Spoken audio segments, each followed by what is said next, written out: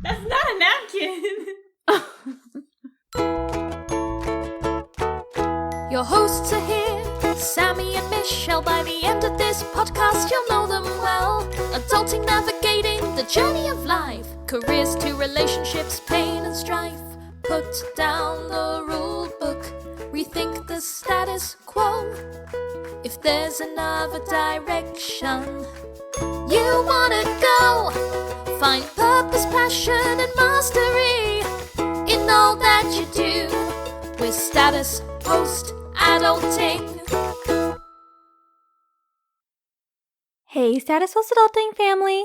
This is Sammie And Michelle. and you're listening to the 15th episode of Status Post Adulting, where we're talking about gratitude. But first, let me check in with my co-host Michelle. How are you doing, Michelle? Thank you for asking, Sammie. I'm doing really well, feeling a little sore because I did acro yoga for the first time yesterday, which was super fun. I went with my friends Charmaine and Margaret, and in this case, acro yoga was when you have a partner and they flip you around and stuff, so it was nice. I feel like I haven't done something new in a minute, so it was cool to get out of my comfort zone and try something different. How have you been doing? Well, Michelle, to be frank, I've been struggling. This week, we changed our electronic health record, which is never an easy change for any clinic. So literally, there's no data on any of my previous patients. And on top of that, you have to kind of work through all of these little random glitches that are in the computer system, like all my labs are ordered for the future. It's very annoying. And then on top of that, on Friday, all of a sudden, our power went out in the clinic. And I know you're probably thinking, don't you guys have a generator? I also thought this. I guess the generator was only working for the fridges. And so I'm walking around the clinic, it's completely dark, all the patient rooms are dark, and I'm like, we're probably going to close down the clinic. But no, there's 2 rooms that have daylight coming in, so we're like, you know what, we're just going to keep on trucking and see patients. But yeah, migraines for everyone at my clinic this week. It's been a bit of a struggle, but we made it. Yeah, Sammie, that sounds pretty crazy. It is crazy, but you know what? I'm grateful to get to work with the wonderful people that I work with because they make it easier to deal with the madness. Which brings us to our topic for today, gratitude. Yes, Sammie. And I'm really excited to talk about gratitude today because it's a topic that conceptually I think most people are familiar with. We're taught to say please and thank you culturally at a pretty young age. But at the same time, I think it's something that both you and I have really found powerful and underrated. That's so true, Michelle. We hear about gratitude all the time, and we know that we should be grateful for everything. Sometimes it can feel like an empty platitude. But I will say in my life, when I've put gratitude into practice, it makes an immense difference. Agreed, Sammie. And when I think back to growing up, it's hard to pinpoint like a specific point where I learned about saying thank you or where I had a mind shift. I think for me, one of the things I remember, oddly enough, is it was either a book or catechism or something along those lines where someone was like, oh, when you pray, you shouldn't ask for things, you should be thankful for things. That's when I started the practice of saying thank you more often because I initially just thought, oh, it would be wrong to ask for a bunch of things and not be grateful. And what I found doing that was actually how much joy it brought me and how much it really fostered a sense of appreciation of the things in my life that was good. And I've seen different things throughout my life, podcasts, books, etc., that have really reinforced this idea. Definitely, Michelle. I remember for me, a big one was after I had graduated college, I moved back home and I had definitely some stress going on. I had finished college. I knew I wanted to go to PA school. I wasn't sure if I was going to get into PA school. I knew I was taking a year off from school. A lot of uncertainty. Luckily, I had been introduced to Buddhism by that point, so I knew that all this inward turning was not really healthy or beneficial.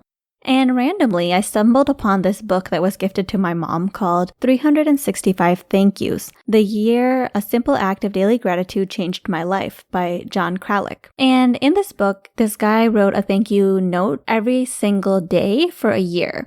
And I found it really interesting. I mean, I think what was really interesting about the book is he had all these immense changes from writing these thank you notes. And so I decided to give it a try in my life. And I remember the first time I did it, I was training with someone at a new job, and the next day I wrote like a really thoughtful thank you note because I was genuinely grateful for her taking the time to show me stuff. And I didn't think much about it. I just like delivered it to her desk. She wasn't there. And then later she like walked across the entire hospital campus to come over to me and thank me. And I could just see in her eyes, she was just so grateful for the note. And then literally every single time I saw her after that, she would light up. She was always happy to see me. And I didn't think that the thank you note would have such a positive effect on me too. It was the first time I was really introduced to this idea that writing thank you notes and being grateful to people would also just have such a positive effect back onto you. It really kicked off the year on this note that I could turn outward and have this spaciousness and gratitude for everything going around me instead of turning inward and being like, what's going to happen to me? Am I going to get into school? All the insecurities that were going through my mind. I didn't have to focus on that. And I knew that wasn't beneficial. It opened up this space to open my heart out to other people. And I will say it was one of the most enjoyable years of my life.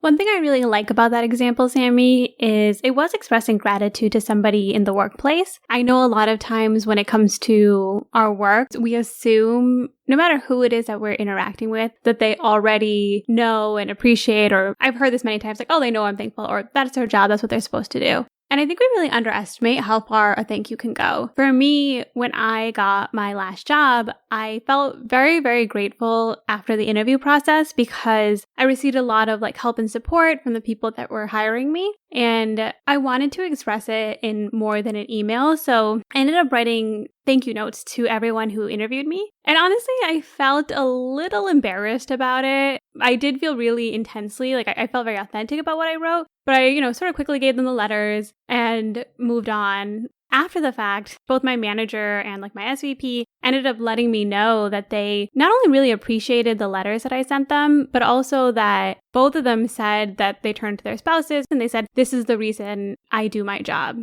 I knew I felt appreciative. I knew I wanted to sort of take that extra step, but to hear that feedback back, I really appreciated in that moment how something like that, whether or not it's acknowledged, can actually mean something to somebody that you don't even know. Definitely, Michelle.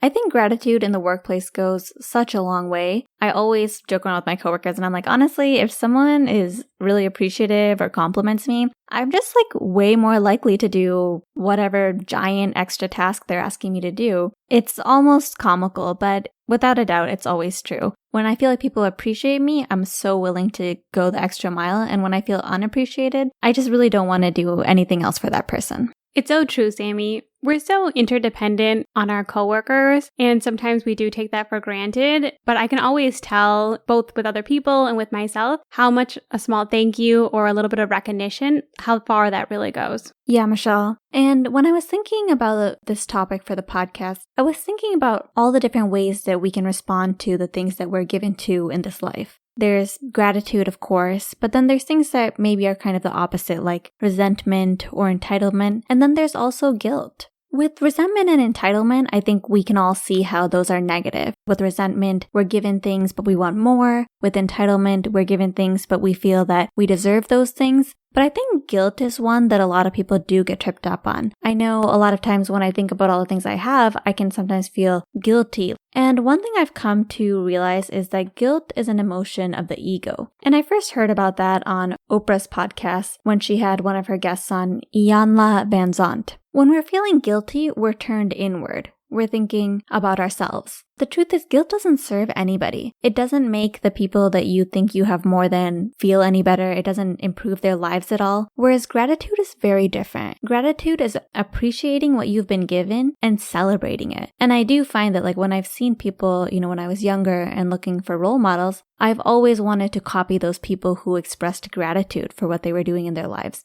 Definitely, Sammie. I think the biggest difference between gratitude and the other three is that gratitude perpetuates joy and happiness and doing good for other people. That's so true, Michelle. Gratitude is so spacious. As soon as you start feeling grateful, you feel so much more open. That's what I love about gratitude. And other people love to see people being grateful. A good example is from the book The Untethered Soul by Michael A. Singer. In the book, he has a section where he talks about being grateful, and he talks about the universe or the creator. if they were looking down at the people that they've created and seeing how they're responding to this world that was given to them. And he talks about the universe or the creator asking people how they're doing, and one person being like, I'm obviously terrible. The weather is cold. I'm always in a mood. I hate my job. Just pretty much complaining. And then the universe asking another person, and the other person being like, oh my gosh, of course, I'm happy. This is amazing. I have this life. I'm conscious. I get to experience nature and these beautiful sunny days and get to build beautiful relationships with people. He talks about how if you were the universe or the creator, who would you want to give more things to? The person who is grateful or the person who is ungrateful? And I thought that was a great example. I can see that too, Sammie, on a personal level. For example, when we were giving away our furniture, one of the women that we gave stuff away to, she was so grateful. She was sending us pictures, and it made us want to give her more of our things. We were just tacking on a bunch of stuff that she said she would find useful. And part of that was because we knew that our things would be finding a good home. And that carries through with things, with kind words, with recognition, and also with things like money. True, Michelle. I remember the author Ken Honda. He wrote books like Happy Money and numerous others. He was talking about how he was at a grocery store and they were handing out coupons in the front of the grocery store. And he got a coupon and he was like, wow, this is amazing. I can't believe there's a coupon. He's so excited about the coupon that somebody who was standing near him was like, hey, like, you can have my coupon too. It's actually so true. Like when you see someone be grateful, when you are grateful, like people want to give you things. People want to see you smile more, see you be even more joyful. And I really like Ken Honda's approach. He approaches money like that with everything. He says that when you're purchasing something and you hand over your cash or your credit card, say arigato, which is thank you in Japanese. When you get your paycheck and see it go into your bank account, say arigato. When you give someone a tip, say arigato. Just always be grateful for that transfer of money in and out, because that's the energy that allows you to do so many things with your life. And when the universe, when life sees you being grateful for all these things, it just wants to shower you with even more. Ken Honda is a great example of somebody who really preaches and practices this idea of gratitude as an energy, really. And I think it's so true. I think one thing that is almost hard to describe, but I definitely see, is that the more grateful I am, the more positive energy comes my way. And it is difficult to quantify or even explain, but to some extent, it makes sense. If you surround yourself with positivity and gratitude, of course, you're going to attract that energy as well. Something I've seen too is it's not just external. I've tried to practice at least small gratitude exercises every day. So when I brush my teeth in the morning, I think of a couple things that I'm grateful for. Or if I'm in a bad mood, I try to force myself to sit down for a second and list 3 things that I'm grateful for. And it's amazing at how it can really just turn your mood around. Because all of a sudden, you're looking around yourself. In my case, I'm so grateful to have my family. I'm so grateful to have a place to live. Whatever it is, there's always different things that you can look to and appreciate in your life. It's so easy to sometimes get sucked into a bad mood or attitude or whatever it is. And something you can do to flip that internal switch is a quick gratitude exercise. Yeah, Michelle, those gratitude exercises can be super helpful. And when I'm doing the gratitude exercises, I oftentimes see that things can be broken down into 2 categories. There's external things like I'm grateful for my parents, I'm grateful for my job. But then there's internal things as well, like I'm grateful for being a morning person. I'm grateful for being the type of person who likes to read books all the time. And those internal things are interesting. For me, it makes me appreciate that these characteristics of ours, obviously, we try to hone them, we work on them, but to some degree, we've been given this human vessel, and it has all of these characteristics that are very unique to us.